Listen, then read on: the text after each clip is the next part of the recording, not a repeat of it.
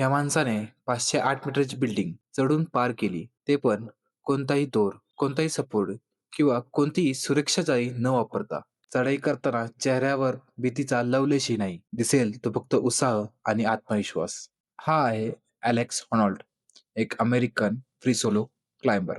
त्याने नुकतेच म्हणजे 25 जानेवारी 2026 ला तैवानची सर्वात उंच असणारी बिल्डिंग ताइपाई 101 ही चढून पार केली. ते पण फक्त 1.5 तासात. अलेक्सने याआधी खूप सारे अवघड असे फ्री सोलो क्लाइम्बिंग केले आहे. 2017 मध्ये त्याने एल कॅपिटन हा अमेरिकेतील उंच असा खडकाळ कडा फक्त 3 तास 56 मिनिटांमध्ये सर केला आणि हा विक्रम करणारा तो जगातील प्रथम व्यक्ती बनला.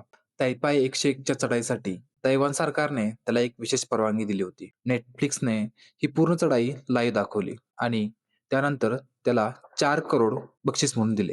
तैवान सरकारने देखील त्याची चढाई पूर्ण झाल्याबद्दल त्याचे अभिनंदन केले. अलेक्सला त्याच्या धाडसाबद्दल आणि भीतीबद्दल विचारलं असता तो म्हणतो, "धाडस म्हणजे भीती नसणे असे नाही, तर भीती असताना देखील पुढचे पाऊल उचलणे असे आहे. कारण तुम्ही त्याची पूर्ण तयारी केलेली असते." आपल्याला देखील आपल्या जीवनातील प्रॉब्लेम सोडवताना अलेक्ससारखंच धाडस करावं लागेल आणि पुढचं पाऊल उचलत राहावं लागेल.